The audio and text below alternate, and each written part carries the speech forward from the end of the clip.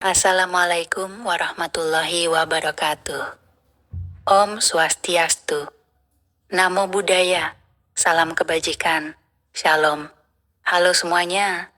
Terima kasih sudah berkunjung ke channel Wayah Horor. Sebelum kita mulai cerita horor yang penuh misteri kali ini, saya punya permintaan kecil nih. Ingat ya, jangan buru-buru klik subscribe. Tapi kalau kalian menikmati kontennya, saya akan sangat senang kalau kalian mau menuliskan Waalaikumsalam di kolom komentar bagi yang muslim, atau jawab salam sesuai keyakinan kalian masing-masing. Dan jangan lupa untuk like videonya. Karena ingat, salam itu doa, dan doa itu adalah kekuatan yang luar biasa. Dengan menjawab salam di kolom komentar, itu seperti kita saling mendoakan kebaikan satu sama lain. Dan percayalah, itu lebih berharga daripada sekadar klik tombol subscribe. Oke, langsung saja kita mulai ceritanya.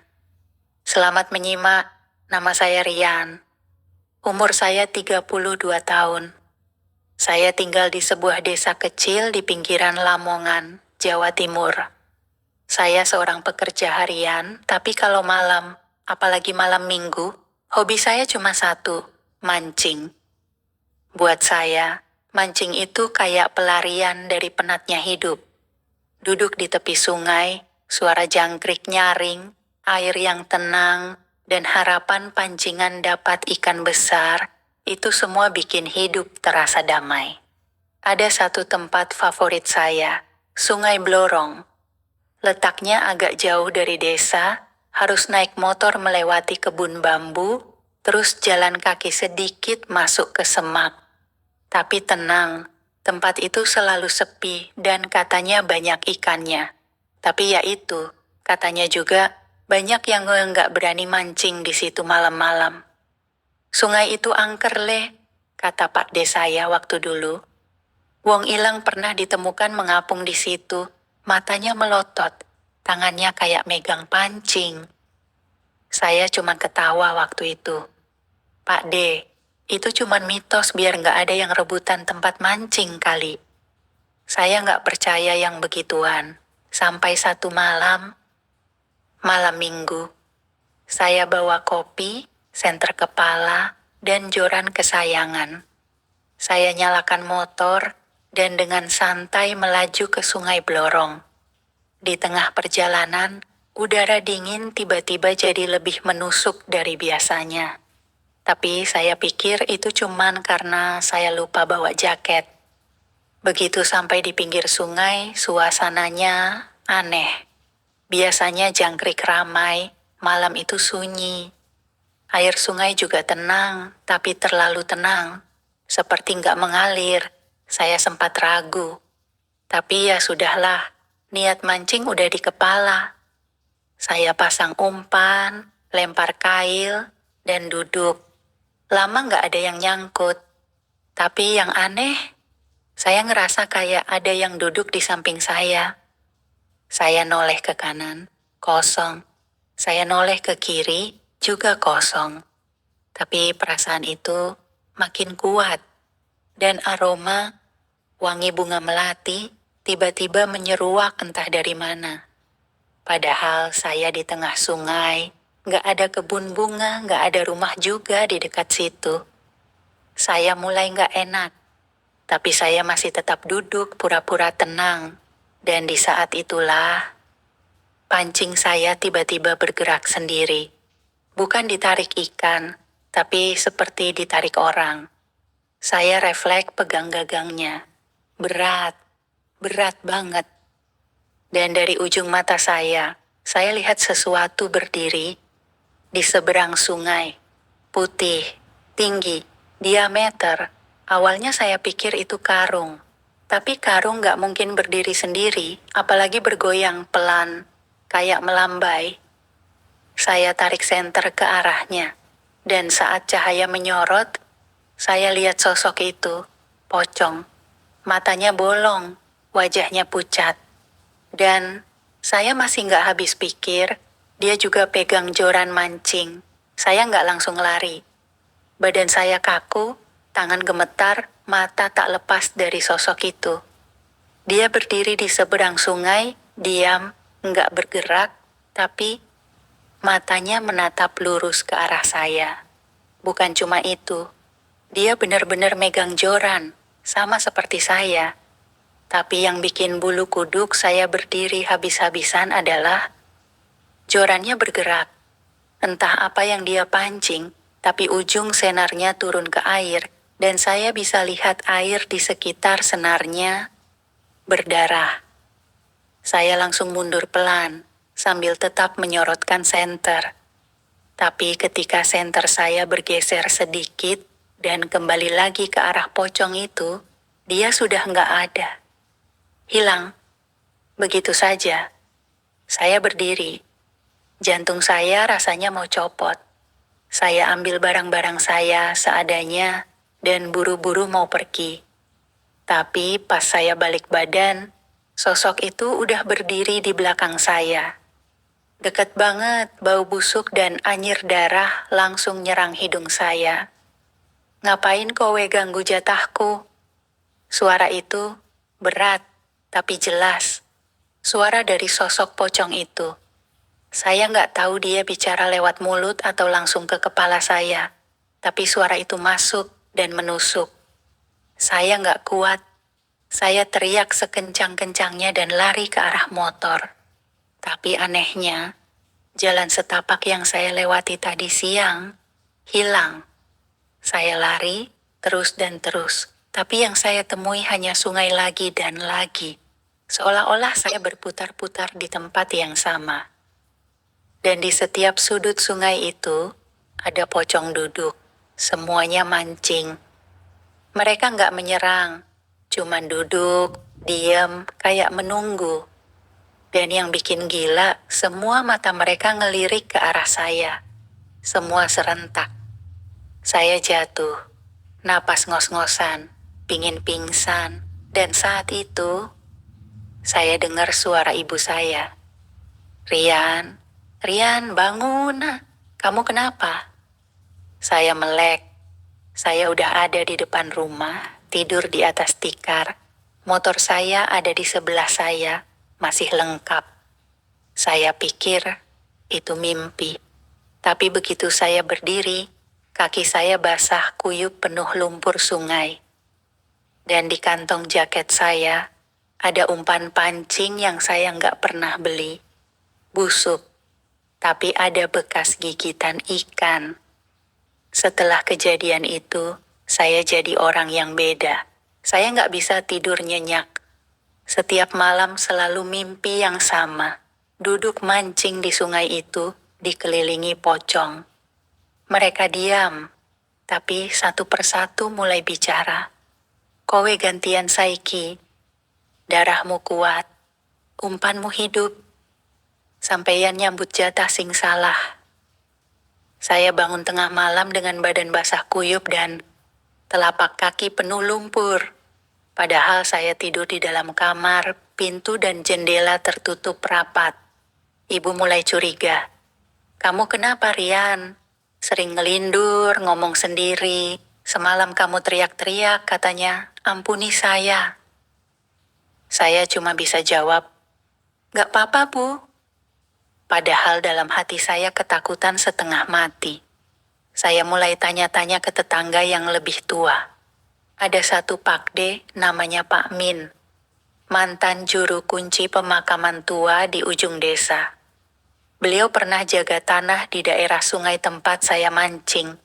Pas saya cerita soal sungai dan sosok pocong mancing itu, muka Pak Min langsung pucat.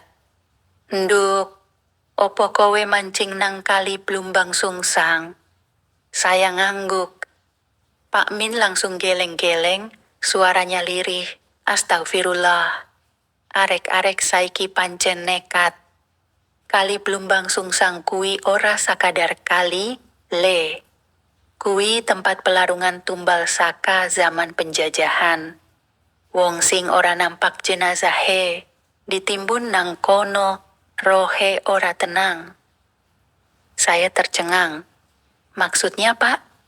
Pak Min nyeletuk lirih. Pocong sing kowe delok kuwi, arwah sing terus-terusan ngulang nasibe. Dulu dia korban, tapi saiki dia jadi jatah dan ngajak kowe tukeran.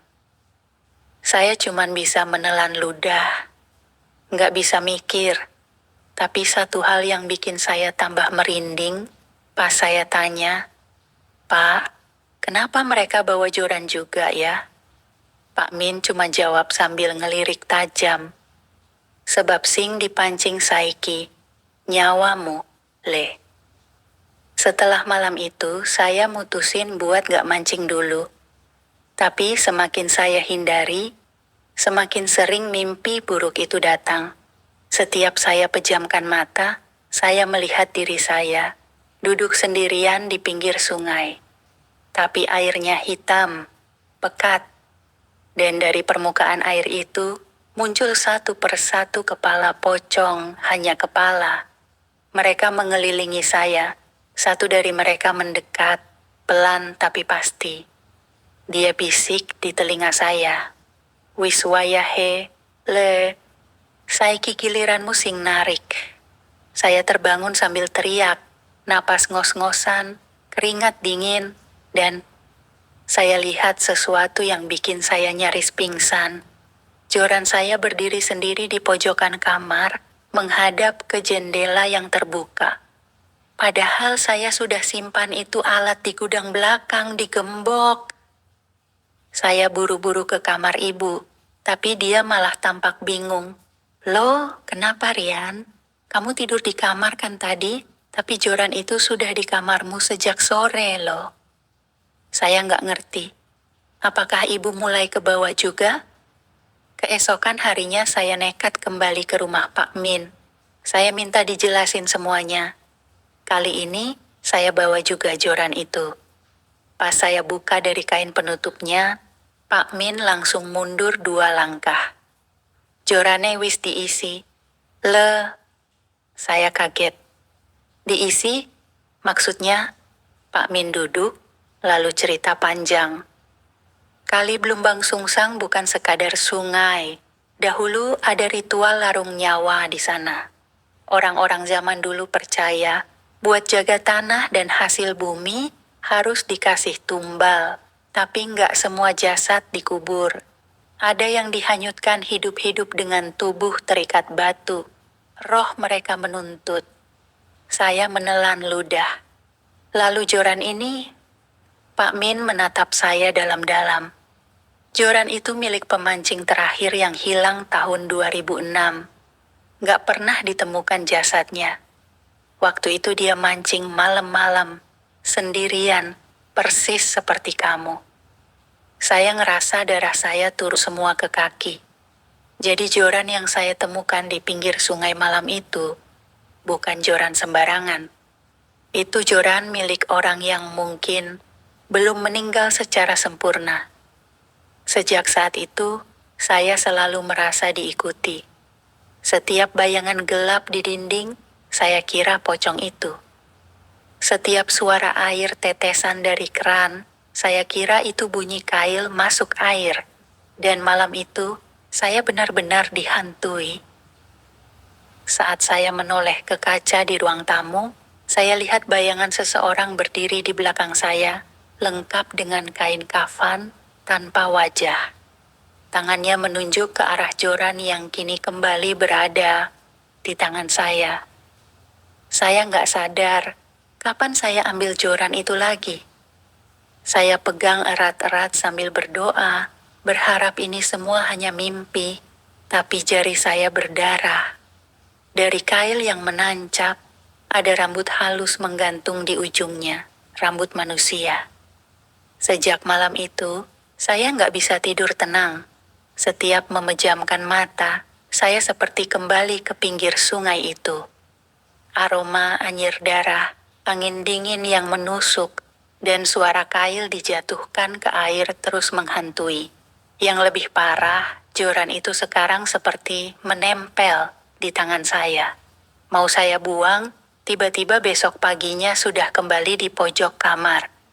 Saya bakar, tapi abu dan arangnya kembali utuh dalam bentuk joran. Saya udah coba ngomong ke ibu, tapi beliau justru makin aneh. Tatapannya kosong. Kadang dia senyum sendiri di sudut dapur. Kadang duduk di kursi ruang tamu sambil nyebut, "Wes wayahe, Rian, wes wayahe Bali." Bali? Kemana? Karena nggak kuat, saya pergi ke rumah Mbah Nur, orang pintar yang katanya pernah menolong banyak orang kerasukan di desa sebelah. Begitu saya cerita soal joran itu, dia diam, lalu buka lemari tuanya. Dikeluarkan selembar kain putih dengan tulisan Jawa kuno. Dia bilang, "Le, awakmu wis diparingi jimat pemancing jiwa. Joran kuwi saiki dudu alat mancing iwak, nanging mancing arwah sing kesasar." Saya kaget. Maksudnya, Mbah, sing nyekel joran kuwi bakal narik arwah-arwah penasaran sing dikubur tanpa doa. Kuwi tugase, nanging nek kowe ora kuat, awakmu dewe sing bakal ditarik. Saya langsung merinding, tapi saya masih belum percaya sepenuhnya. Masa iya cuman karena mancing di tempat angker, saya sekarang malah kayak dijadikan penjaga sesuatu yang bukan duniawi? Malamnya saya coba buang joran itu ke tengah sungai. Saya ikat dengan batu besar dan saya lempar sejauh-jauhnya. Tapi begitu balik ke rumah, saya lihat ibu duduk di lantai menangis sambil memeluk joran itu. "Jangan dibuang, Rian. Jangan." Dia marah besar. Tiba-tiba angin kencang masuk dari segala arah. Pintu-pintu tertutup sendiri. Lampu rumah mati semua.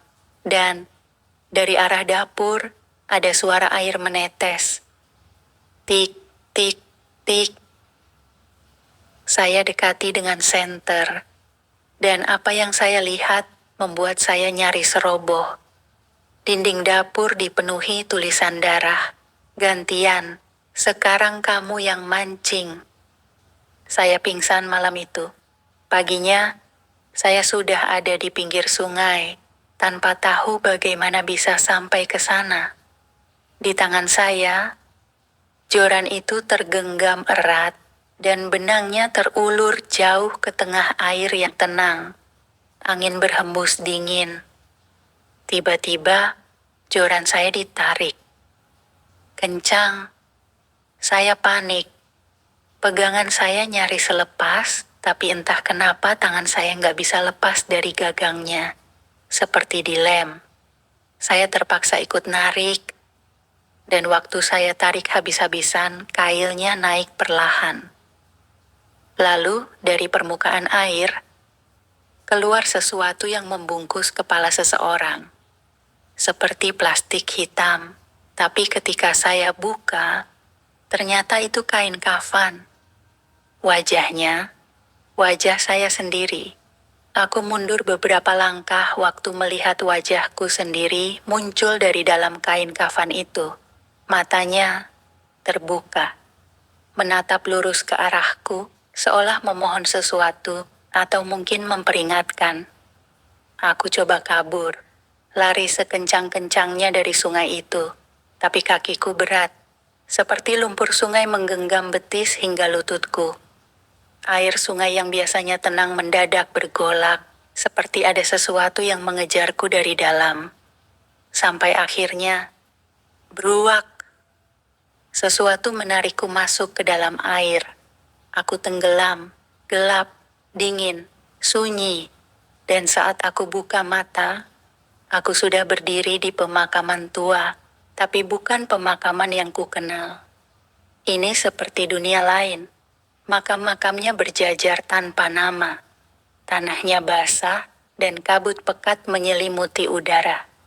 Di kejauhan, kulihat seseorang berdiri sambil memegang joran. Dia pakai baju yang sama seperti aku. Dan saat dia menoleh, dia adalah aku. Tapi dengan wajah yang pucat, membusuk, dan bola mata yang sudah menggelinding keluar. "Giliranmu, Rian." katanya dengan suara berat. Aku sudah selesai mancing, sekarang kamu gantian. Aku ingin menjerit, tapi tak ada suara keluar. Lalu aku terbangun, di ranjang rumahku. Basah kuyup, tanah menempel di kakiku, dan joran itu kembali berdiri di sudut kamar. Aku pikir semua ini mimpi. Tapi luka-luka di tubuhku nyata. Kuku tanganku patah dan bibirku pecah seperti habis ditampar keras. Aku pergi ke kamar ibu, tapi beliau tidak ada. Di atas kasurnya cuma ada kain kafan dan selembar foto lama.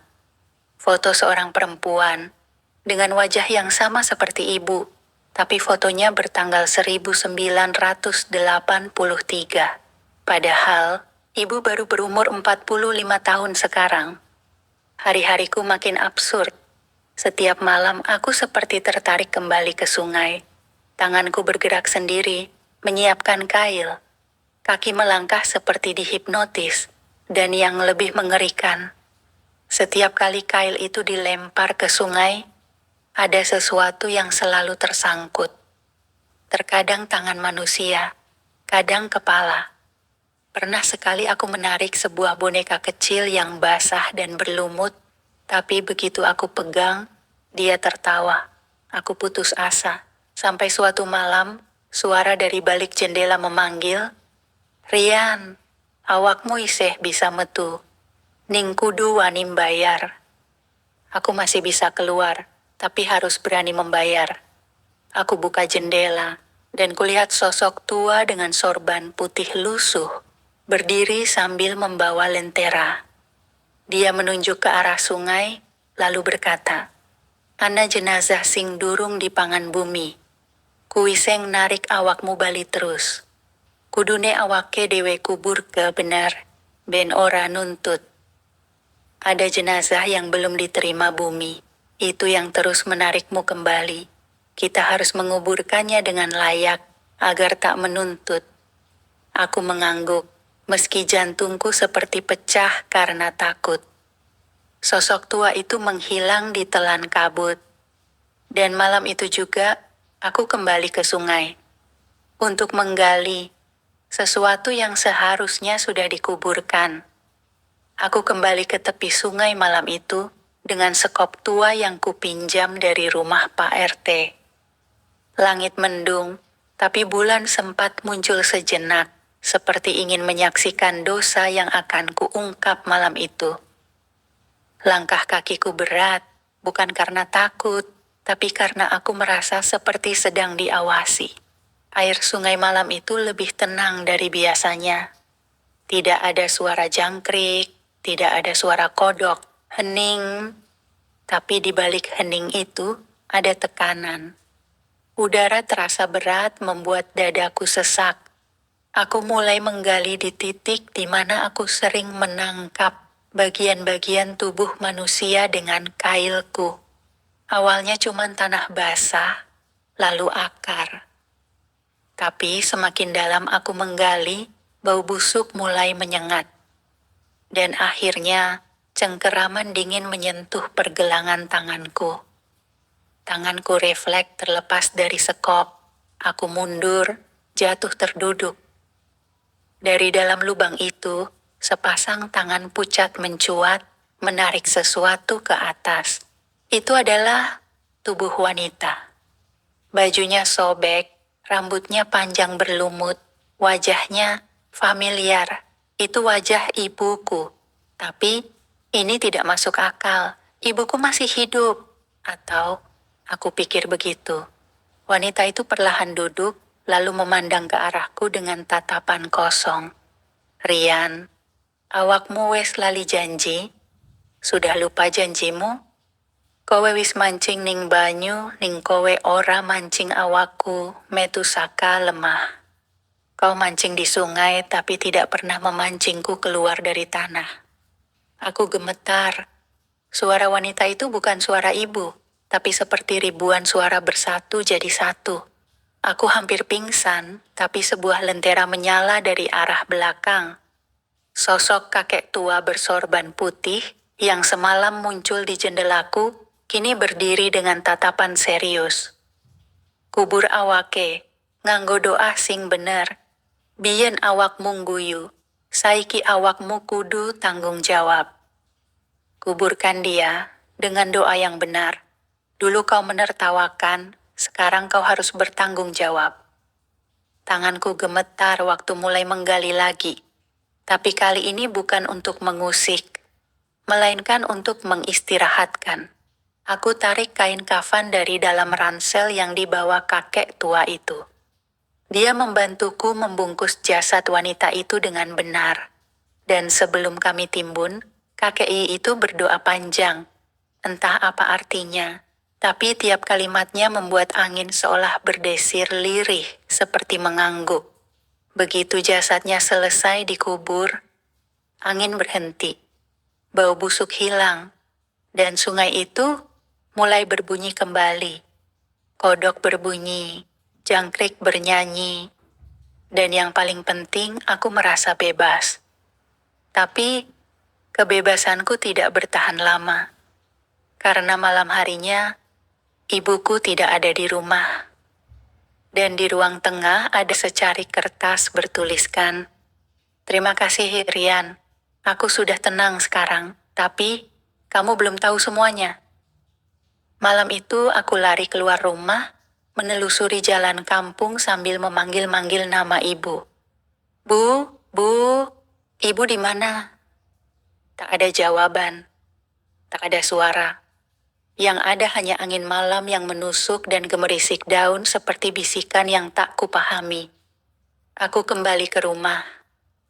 Keringat membasahi seluruh tubuhku, padahal malam itu dinginnya luar biasa.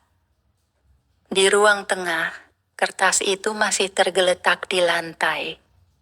"Terima kasih, Rian. Aku sudah tenang sekarang. Tapi, kamu belum tahu semuanya." Tanganku gemetar memungut kertas itu. Apa maksudnya, belum tahu semuanya? Aku termenung. Lalu kulihat lagi ke dinding ruang tamu, sebuah foto lama waktu aku masih kecil. Ada aku, ayah, dan seorang wanita. Tapi bukan ibu yang sekarang tinggal bersamaku. Perlahan, semua ingatanku mulai terurai. Waktu aku berusia 6 tahun, aku sempat mengalami kecelakaan dan koma selama 2 minggu. Setelah siuman, aku dirawat oleh seorang wanita yang selalu kupanggil ibu.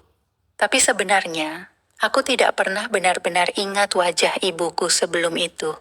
Dan yang lebih menyeramkan, sejak kecil aku sering melihat sosok wanita duduk di pinggir ranjang saat aku tidur. Aku selalu mengira itu mimpi. Pagi harinya, aku mengunjungi kakek tua yang semalam membantuku di sungai. Rumahnya ada di pinggir desa, dekat pohon beringin besar. Ketika aku datang, ia seperti sudah menungguku. "Rian, awakmu wis ngerti setifik yo?" "Kamu sudah tahu sedikit ya?" Aku mengangguk. "Ibumu sing saiki, dudu ibu kandungmu. Awakmu urip bareng roh sing ketempening jasad wong mati. Ibumu yang sekarang, bukan ibu kandungmu. Kau hidup bersama roh yang menempel di tubuh orang mati." Aku lemas mendengar itu. "Biyen, wektu awakmu koma, ana makhluk sing mlebu, nyamar dadi ibu, kuwi sing jaga awakmu nganti saiki. Dulu, saat kamu koma, ada makhluk yang masuk, menyamar jadi ibu. Itu yang menjaga kamu selama ini." Aku duduk di tanah. Mulutku kering, hati dan pikiranku berkecamuk. Aku selama ini hidup sama apa? Kakek itu melanjutkan, "Makhluk iku ora jahat, nanging dheweke ngrebut jasad wong liya kanggo urip maneh. Kuwi dosa, mangkane saiki dheweke lunga." Makhluk itu tidak jahat, tapi dia mengambil tubuh orang lain untuk hidup kembali. Itu dosa, maka dari itu kini dia pergi. Aku merasa campur aduk. Selama ini, orang yang memasak untukku, merawatku, memelukku saat aku sedih, bukan ibuku, tapi makhluk dari dunia lain. Tapi, kenapa dia menjaga aku dengan baik? Kenapa dia justru menolongku dari hal-hal buruk? Kakek tua itu hanya menatapku lama dan berkata, "Kadang sing orang duwe wujud manungsa, duwe atine luwih luhur tinimbang manungsa." Kadang, yang tidak berwujud manusia justru punya hati yang lebih mulia dari manusia. Malam harinya, aku pulang ke rumah dan mendapati satu benda di atas ranjang. Topi rajut merah, yang biasa dipakai ibuku setiap pagi saat menyapu halaman. Dan di bawahnya, cari kertas lagi. Jangan berhenti mancing, Rian. Tapi ingat, jangan pernah mancing terlalu dalam. Karena yang kau tarik nanti bukan cuma ikan. Setelah kejadian itu, aku butuh waktu beberapa hari buat benar-benar tenang. Rasanya aneh. Rumah terasa kosong, padahal sebelumnya tiap malam selalu ada suara ibu memanggil, aroma masakan, atau langkah kaki di dapur. Kini sunyi, terlalu sunyi. Tapi yang bikin aku nggak bisa tidur malam itu adalah pesan terakhirnya. Jangan pernah mancing terlalu dalam, karena yang kau tarik nanti bukan cuma ikan. Aku belum bisa memahaminya sepenuhnya, tapi aku merasa masih ada yang belum selesai. Masih ada misteri yang belum aku buka. Malam itu aku kembali ke sungai. Tapi kali ini bukan di lokasi biasa. Entah kenapa kakiku membawaku jauh ke hilir, dekat bendungan tua yang katanya sudah ditutup sejak 2 tahun lalu karena longsor. Tempatnya sepi, tanpa penerangan, dan airnya lebih tenang tapi terasa berat. Seolah menyimpan sesuatu yang dalam. Aku lempar kail. Sekali, 2 kali, 3 kali. Tidak ada sambaran. Hingga yang keempat, pelampung itu bergerak cepat ke bawah, seperti diseret. Aku tarik sekuat tenaga. Tali pancing seperti menahan beban berat. Ini bukan ikan biasa. Tiba-tiba, prak, tongkat pancing patah dan aku terjerembab ke belakang. Saat aku mencoba bangun, kulihat ada sesuatu yang terangkat dari dalam air. Bukan ikan, bukan benda, tapi sesosok tubuh yang terbungkus kain putih. Pocong. Tapi berbeda. Kain kafannya sudah robek-robek, wajahnya pucat dengan luka menganga. Dan di tangan kanannya ada gelang merah. Gelang yang persis seperti milik ibu waktu hidup. Aku terdiam, nafasku tercekat. Pocong itu berdiri tak jauh dariku, tak bergerak, hanya menatap. Lalu, ia mengangguk. Sejenak, aku merasa tenang. Tapi dari balik bayangan pohon bambu di seberang sungai, muncul sosok lain. Tinggi, hitam, matanya merah menyala. Dan pocong itu yang tadi berdiri diam, tiba-tiba melompat ke arah makhluk hitam itu dan menggigit lehernya. Aku tak bisa bergerak. Tubuhku gemetar. Makhluk hitam itu meraung kesakitan sebelum akhirnya menghilang, meninggalkan bau anyir dan tanah basah. Pocong itu kini kembali menghadapku. Dia melangkah perlahan dan berlutut di depanku. Lalu suara lirih terdengar, "Rian, jaga dirimu, ibu akan pergi jauh." Dan sekejap, tubuhnya perlahan larut dalam kabut, menghilang di antara gemercik air. Aku menangis malam itu. Bukan karena takut, tapi karena kehilangan. Aku tak tahu siapa sosok yang selama ini bersamaku. Tapi satu hal yang pasti, dia melindungiku dengan cara yang tak bisa dilakukan manusia biasa. Dan aku mulai percaya bahwa kadang yang menyeramkan tak selalu ingin mencelakakan. Yang tak terlihat bisa jadi yang paling menyayangi. Sejak malam itu, aku nggak pernah lagi mandang sungai dengan cara yang sama. Buat orang lain, itu mungkin cuma aliran air biasa. Tapi buatku, itu tempat di mana batas antara dunia nyata dan gaib sudah lama kabur.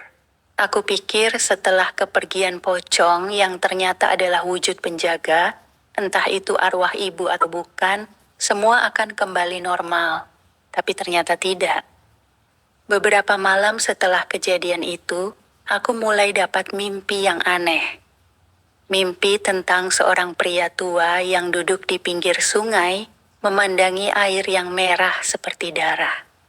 Di belakangnya ada tugu kecil dari batu, tertutup lumut dan bunga layu.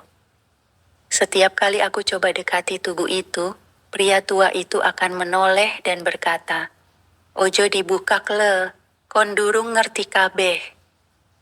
"Jangan dibuka nak, kamu belum tahu semuanya." Mimpi itu datang terus-menerus, sampai aku akhirnya memutuskan untuk cari tahu kebenarannya. Aku mulai tanya-tanya ke warga sekitar, terutama para sesepuh yang dulu tinggal dekat area bendungan. Akhirnya, aku bertemu dengan Mbah Seno, lelaki tua yang katanya dulu kerja sebagai penjaga pintu air sebelum proyek bendungan itu mangkrak. Waktu aku tanya soal tugu batu di mimpi, wajah Mbah Seno langsung pucat. Dia diam cukup lama, lalu bilang, "Nggak banyak yang tahu soal itu, Le. Tapi kalau kamu sudah mimpi, berarti kamu dipanggil." Aku bingung maksudnya apa. Lalu dia lanjut cerita. Katanya, 20 tahun lalu, ada tragedi besar di sungai itu. Seorang wanita muda dan anaknya tewas tenggelam setelah perahu yang mereka naiki pecah karena proyek bendungan yang dibuka paksa. Kejadian itu ditutup-tutupi, bahkan mayatnya nggak pernah ditemukan. Sejak itu, warga mulai cerita tentang penampakan wanita berbaju putih dan anak kecil menangis di malam hari. Mereka percaya arwah wanita itu masih menunggu keadilan. Dan tugu batu di pinggir sungai itu adalah tempat suaminya terakhir kali melihat mereka sebelum menghilang. Aku makin gemetar. Dalam hati, aku langsung ingat wajah pocong yang tempo hari muncul. Dan gelang merah di tangannya. Gelang itu pernah kulihat di album foto lama. Ya, benar. Itu milik ibu kandungku. Aku anak adopsi. Dan baru tahu hal ini setelah melihat surat tua peninggalan nenek. Ibu kandungku meninggal dalam kecelakaan air, katanya. Dan sekarang aku mulai mengerti. Sungai ini bukan hanya tempat hobi, tapi tempat awal mula segalanya. Tempat aku dihubungkan kembali dengan masa lalu yang selama ini disembunyikan. Malam itu juga aku kembali ke sungai, ke lokasi yang sama di mimpi. Dan benar saja, di bawah cahaya bulan, aku melihat tugu batu itu nyata adanya. Berdiri diam, ditutupi lumut. Ada bunga melati kering di atasnya. Tapi anehnya, saat aku mendekat, tiba-tiba air sungai berubah warna. Dari jernih, menjadi merah pekat, dan dari balik semak-semak, muncul suara anak kecil menangis. Saat air sungai berubah merah, aku merasa jantungku berdegup semakin cepat. Aku tahu, ini bukan lagi soal hobi memancing. Ini lebih dalam dari itu, lebih kelam. Suara tangisan anak kecil itu semakin jelas terdengar, tapi semakin aku mencoba mendekat, semakin suara itu menghilang. Bersamaan dengan itu, kabut tipis mulai turun, menyelimuti permukaan air. Aku terpaku. Apa yang terjadi dengan sungai ini? Kenapa tiba-tiba semua ini menjadi begitu nyata, begitu mengerikan? Aku menginjakan kaki lebih dalam ke tepian sungai, perlahan-lahan. Dan saat itu, aku melihatnya. Tugu batu yang sudah lama tertutup lumut itu terbelah. Di dalamnya ada celah, seolah memberi jalan bagi sesuatu yang hendak keluar. Sepertinya, itu bukan sekadar tugu. Itu adalah penjara yang selama ini menahan sebuah rahasia besar. Aku mencoba menjulurkan tangan ke dalam celah itu. Tidak ada suara, hanya rasa dingin yang menyusup perlahan ke seluruh tubuhku. Namun tiba-tiba, sesuatu menahan tanganku. Sesuatu yang dingin dan lembab, seperti tangan yang terbuat dari es. Aku menarik tangan, tetapi semakin kuat ia mencengkeram. Rasanya seperti tangan yang sudah lama mati, tapi tidak ada tubuhnya, hanya genggaman yang makin erat. Lalu aku mendengar sebuah suara, lebih keras kali ini. Suara seorang wanita, tetapi berbeda. "Jangan takut, Nak. Aku hanya ingin menemanimu." Aku terkejut merasa ada sesuatu yang tak beres. Tanpa pikir panjang, aku melepaskan diri, mundur beberapa langkah ke belakang. Dan saat itulah aku melihatnya. Sosok itu muncul dari dalam tugu batu. Bukan hanya wanita biasa. Wajahnya pucat, dengan rambut panjang dan basah yang menutupi sebagian wajahnya. Ia mengenakan gaun putih lusuh, penuh darah, dan di sampingnya ada seorang anak kecil, berpakaian compang-camping, memegang tangan ibunya. Aku tidak bisa berkata-kata. Wajah wanita itu begitu familiar, dan tiba-tiba aku ingat lagi sesuatu. Itu wajah ibu kandungku. Tiba-tiba, sosok itu mengangkat tangan. Lalu suara teriakan yang mengerikan terdengar, menggelegar di udara. "Jangan kau biarkan mereka menutup mata." Aku bisa merasakan tubuhku gemetar hebat. Sosok ibu dan anak itu maju perlahan, melayang di udara, mendekat kepadaku.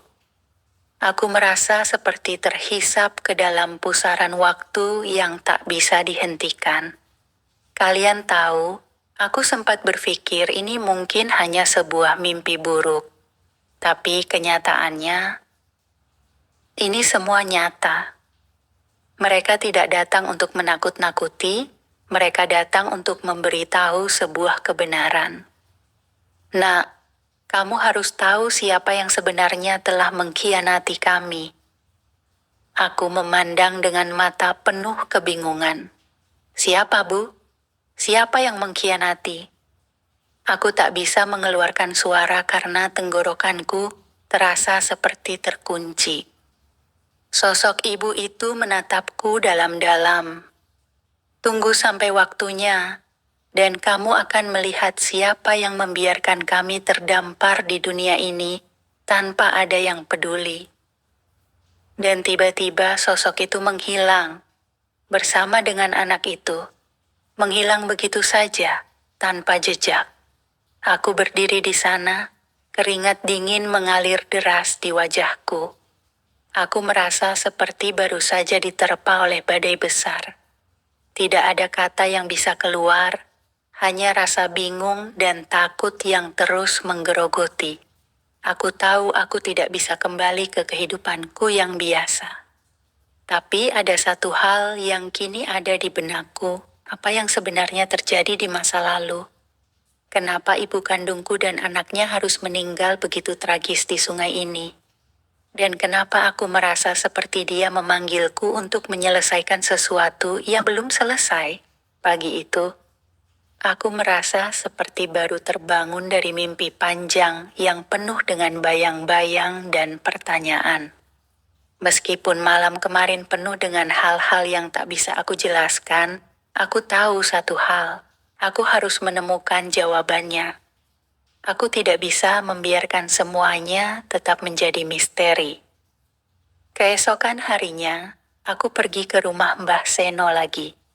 Aku harus bertanya lebih banyak tentang kejadian yang pernah terjadi di sungai ini, tentang ibu kandungku yang aku baru sadari, dan apa hubungannya dengan kejadian yang aku alami.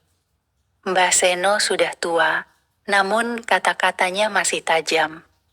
Dia adalah satu-satunya orang yang tahu segalanya tentang tempat ini, bahkan yang tidak diketahui orang lain. Begitu aku sampai di rumahnya, Mbah Seno sudah menunggu di teras dengan wajah serius. "Aku tahu kamu pasti datang lagi, Le," kata Mbah Seno saat melihatku.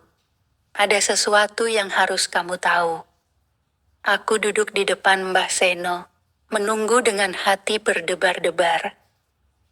Apa yang sebenarnya terjadi di sungai itu, Mbah? Apa hubungan sungai itu dengan ibu kandungku? Mbah Seno menghela napas panjang, seakan-akan dia menimbang apakah dia harus bercerita atau tidak. "Dulu, anak-anak muda seperti kamu sering datang ke sungai itu untuk mancing, atau sekedar menikmati malam. Tapi ada satu peristiwa yang mengguncang seluruh desa ini. Tentu saja, kamu tak tahu karena semua itu dirahasiakan. Ibumu, Le, adalah salah satu korban dari tragedi besar itu." Aku terdiam. Semua kata-kata yang baru saja keluar dari mulut Mbah Seno terasa seperti petir yang menyambar.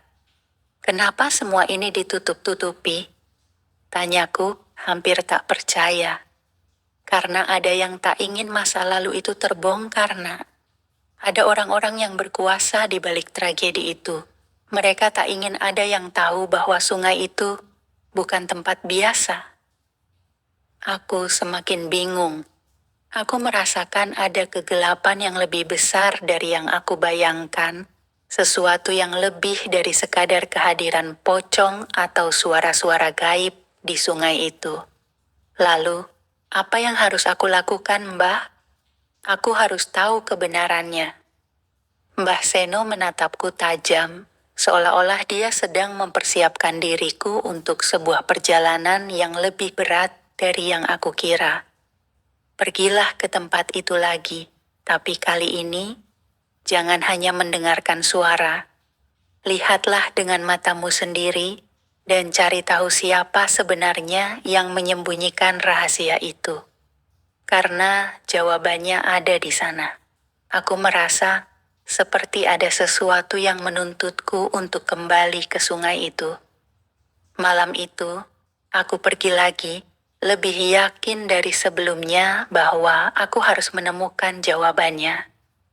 Aku tiba di sungai menjelang tengah malam, suasana masih sunyi. Tidak ada suara kecuali desiran angin yang meniup dedaunan. Kali ini aku tidak membawa peralatan memancing, karena aku sudah tahu ini bukan lagi soal hobi, ini tentang mencari kebenaran. Saat aku berdiri di tepian sungai, aku merasakan hawa dingin yang menusuk. Tiba-tiba aku melihat bayangan bergerak di kejauhan, dekat dengan tugu batu yang sudah kusaksikan sebelumnya. Aku mendekat, dan tiba-tiba sebuah suara lirih terdengar. "Kamu akhirnya datang juga, Nak." Aku membekuk, memandang sekeliling, dan di sana, tepat di depan mataku, muncul sosok yang sangat aku kenali. Itu ibu kandungku, tapi kali ini dia tidak lagi dalam bentuk yang menyeramkan seperti sebelumnya. "Ibu?" Aku hampir tak bisa berkata-kata. "Kenapa, Bu? Apa yang sebenarnya terjadi?" Ibu itu menatapku dengan mata penuh kesedihan. "Aku dan anakku, kami adalah korban dari keserakahan orang-orang yang berkuasa. Mereka membangun bendungan ini tanpa memikirkan dampaknya. Mereka tahu ada arwah yang terluka di sana, tapi mereka tetap memaksa untuk membangun itu semua." Aku merasakan hatiku hancur mendengar ceritanya. Ternyata benar, sungai ini bukan hanya tempat memancing atau sekadar objek wisata. Sungai ini adalah tempat kematian dan pengkhianatan. Dan kini, aku tahu siapa yang bertanggung jawab.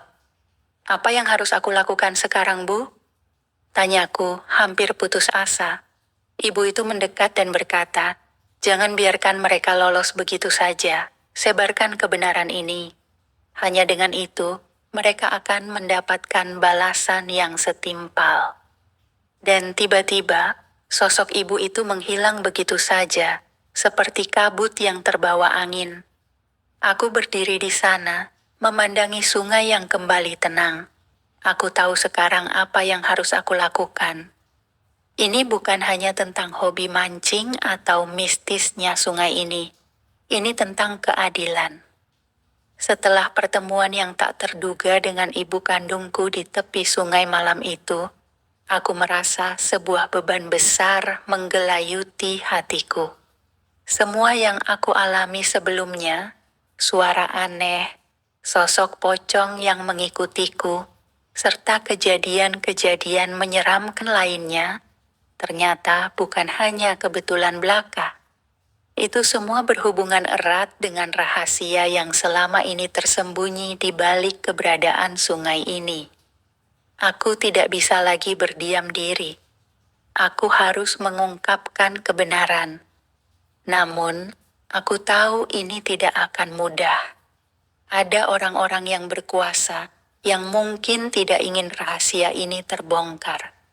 Mereka telah menutupi sesuatu yang besar yang mungkin akan mengguncang desa dan seluruh masyarakat yang selama ini hidup dalam ketakutan dan kebodohan. Hari itu, aku kembali ke rumah Mbah Seno. Aku merasa bahwa dia adalah satu-satunya orang yang bisa membantuku untuk menggali lebih dalam. Tidak ada lagi yang bisa aku percayai selain dirinya. Sesampainya di rumah Mbah Seno, dia menyambutku dengan pandangan yang tajam, seperti tahu apa yang ada di pikiranku. Mbah Seno sudah menantikan kedatanganku. Seolah-olah dia tahu aku akan datang ke sana untuk meminta bantuan. "Kamu sudah tahu kan apa yang sebenarnya terjadi?" tanya Mbah Seno dengan suara rendah. Aku mengangguk pelan. "Iya, Mbah, ibu kandungku." Dia memberitahuku semuanya. Tapi aku masih bingung. Kenapa mereka harus melakukan itu? Apa yang sebenarnya terjadi di sungai itu? Mbah Seno terdiam sejenak, memandang jauh keluar jendela, seakan merenungkan sesuatu yang sudah lama terkubur. Lalu, dengan suara berat, dia mulai bercerita. Anak-anak muda di desa ini dulu banyak yang hilang saat mancing di sungai itu. Awalnya, orang-orang tidak sadar ada yang tidak beres. Tetapi lambat laun, mereka menyadari ada sesuatu yang sangat kelam di balik sungai itu. Aku mendekat, penasaran dengan setiap kata yang keluar dari mulutnya. "Apa maksud Mbah?" Di masa lalu, sungai itu dibangun di atas tanah yang penuh dengan sejarah kelam. Ada banyak kejadian tragis yang terjadi di sana, yang tidak pernah diketahui oleh orang banyak. Salah satu yang paling mengerikan adalah pengorbanan yang dilakukan oleh orang-orang yang berkuasa di desa ini. Mereka memanfaatkan sungai itu untuk tujuan jahat, untuk mengusir roh-roh yang mengganggu mereka dengan cara yang sangat kejam. Aku terdiam, merasakan darahku berdesir dingin. Jadi, itu sebabnya ada banyak kejadian aneh di sungai itu? Tanyaku, berusaha menghubungkan semuanya. Mbah Seno mengangguk. Betul, Le. Mereka menggunakan sungai itu sebagai tempat persembunyian mereka untuk menutupi kejahatan-kejahatan yang telah mereka lakukan. Mereka telah membunuh dan mengorbankan banyak orang demi kekuasaan mereka. Aku merasa seolah dunia runtuh di sekelilingku. Tapi kenapa ibu dan aku terlibat? Apa yang membuat mereka menargetkan kami? Mbah Seno menatapku dengan penuh rasa prihatin. Ibumu adalah salah satu dari mereka, Le. Dia terlahir dari darah yang terlibat dalam peristiwa itu. Mereka yang terlahir dari keluarga yang berhubungan dengan sungai itu, mereka yang akan terkena kutukan. Ibumu berusaha keluar dari lingkaran itu, tapi tidak semua bisa melarikan diri begitu saja. Aku merasa leherku kaku, seluruh tubuhku gemetar. Segala sesuatu yang aku percayai sebelumnya hancur begitu saja. Ibu kandungku, yang aku anggap baik dan penuh kasih sayang, ternyata memiliki masa lalu yang kelam. Tapi kenapa dia tidak pernah menceritakannya padaku? Tanyaku. hampir tak percaya. Karena itu adalah kutukan, nak. Setiap orang yang terlibat dalam sejarah kelam itu akan berakhir dengan nasib yang mengerikan. Ibumu berusaha melindungimu dengan cara menyembunyikan kenyataan yang pahit ini, kata Mbah Seno dengan suara bergetar. Aku tidak tahu apa yang harus aku rasakan sekarang. Kebingunganku bercampur dengan kemarahan, tapi juga ada rasa terima kasih karena akhirnya aku mengetahui kebenaran yang selama ini tersembunyi. Mbah Seno melanjutkan, sekarang kamu tahu apa yang harus kamu lakukan. Kamu harus mengakhiri kutukan ini. Hanya dengan cara itu, roh-roh yang tersisa bisa tenang dan tidak ada lagi yang harus terjebak dalam lingkaran ini. Aku tahu, ini bukan hanya tentang mancing lagi. Ini bukan hanya tentang kebetulan atau kisah-kisah gaib yang datang begitu saja. Ini adalah perjuangan untuk mengakhiri kutukan yang menghantui desa ini, yang sudah terlalu lama disembunyikan. Aku harus melakukannya untuk ibuku, untuk desaku, dan untuk diriku sendiri. Kegelapan malam semakin pekat. Aku berdiri di depan sungai yang begitu sunyi, dengan angin dingin berhembus pelan, seperti mengingatkan aku pada semua yang telah terjadi. Semua perasaan itu, kebingungan, kemarahan, bahkan ketakutan, bercampur menjadi satu. Di saat seperti ini, aku tahu, ini bukan lagi sekadar hobi memancing. Ini lebih dari itu. Ini adalah perjalanan untuk menghadapi kenyataan yang sangat pahit. Aku kembali ke tempat itu, tempat pertama kali aku bertemu dengan sosok pocong yang mengejarku. Di sana, di pinggir sungai, aku mulai merasakan sesuatu yang tak terlihat tapi sangat kuat. Seperti ada sesuatu yang menatapku dari dalam kegelapan itu. Pikiran Mbah Seno terus terngiang di telingaku. Kamu harus mengakhiri kutukan ini. Aku tahu itu bukan tugas yang mudah. Bahkan, itu bisa berarti akhir dari segalanya, bagi diriku dan juga bagi desa ini. Tapi aku sudah tidak bisa mundur lagi. Aku harus melakukannya, meskipun resikonya sangat besar. Aku harus berani, gumamku pada diri sendiri. Aku menarik napas dalam-dalam dan menatap ke arah arus sungai yang berkelok, seakan mengingatkan aku bahwa ada sesuatu yang lebih besar dari sekadar kejadian yang kulihat. Ada sesuatu yang tersembunyi di dalam sana, sesuatu yang siap untuk muncul. Tiba-tiba, suara langkah kaki terdengar di belakangku, membuatku terlonjak.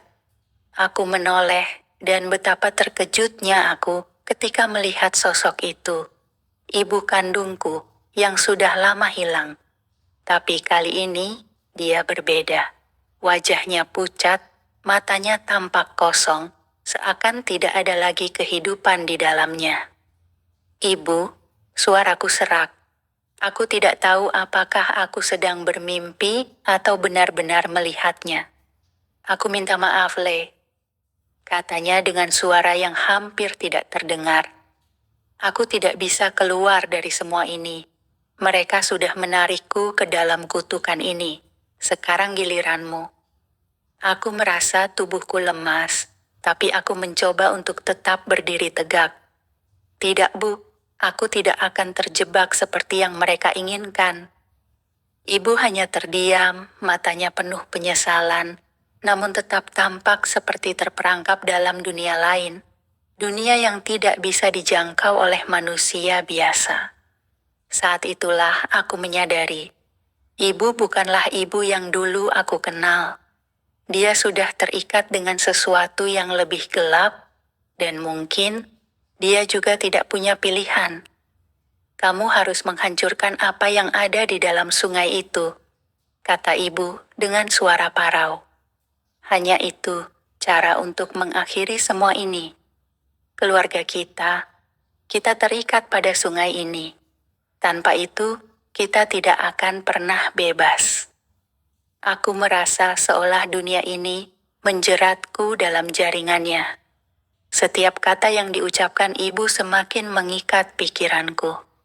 Tapi aku tahu, aku tidak bisa menyerah. Aku harus menemukan cara untuk menghancurkan kutukan ini, meskipun aku harus melawan kekuatan yang jauh lebih besar dari diriku. Aku menggenggam erat joran pancingku, yang saat itu seolah menjadi simbol pertarunganku melawan kegelapan. Aku melangkah pelan ke arah sungai, bersiap menghadapi apapun yang akan terjadi.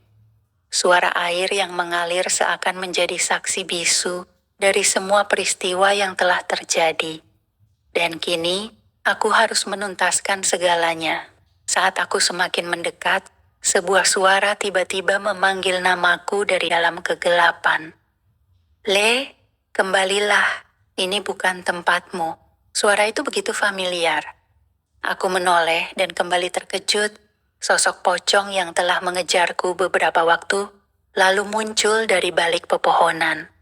Wajahnya tak tampak jelas, hanya matanya yang mengerikan menatapku dengan penuh amarah. Aku merasa tubuhku kaku, seperti ada sesuatu yang menghalangi untuk bergerak. Tapi entah kenapa, ada keberanian yang tiba-tiba muncul dalam diriku. Aku harus melawan. Aku harus memecahkan kutukan ini. Kau tidak akan menghentikanku, teriakku, menantang pocong yang berdiri di depanku.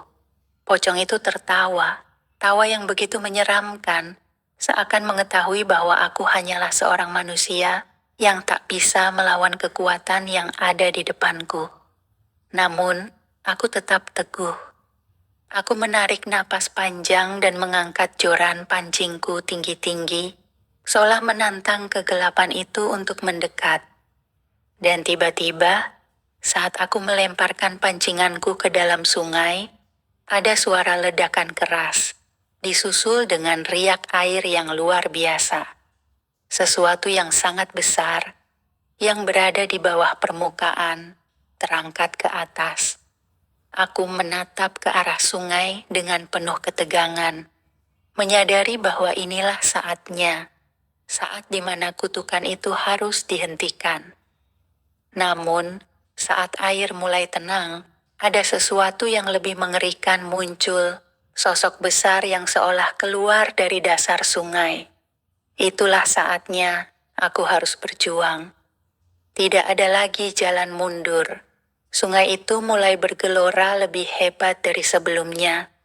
Aku bisa merasakan getaran yang mengalir di tanah dan udara di sekitarku. Suara gemuruh itu semakin mendekat, dan tiba-tiba aku melihat sebuah sosok yang besar dan gelap muncul dari dalam air.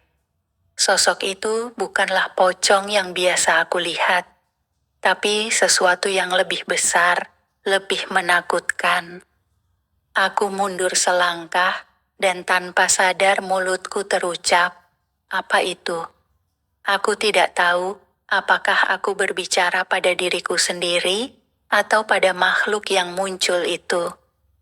Sosok itu perlahan mengangkat tubuhnya ke permukaan, menampakkan wajah yang hanya bisa aku gambarkan sebagai monster. Wajah pucat, dengan mata yang tampak seperti dua bola api merah menyala. Sebuah tubuh yang terbungkus kain putih, seperti yang biasa terlihat pada pocong, namun dengan tubuh lebih besar, tinggi menjulang, dan wajah yang sangat menyeramkan. Aku merasa sangat takut. Tubuhku seperti terhenti dari segala gerak, tapi ingatanku kembali kepada kata-kata Mbah Seno. Menghadapi mereka berarti mengakhiri kutukan ini. Jangan pernah mundur.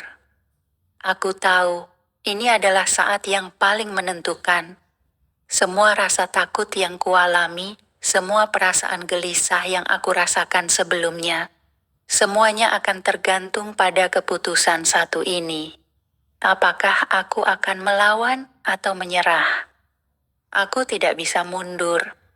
Kalau aku mundur, kutukan ini tidak akan pernah berakhir. dan aku mungkin akan terperangkap dalam kegelapan ini selamanya.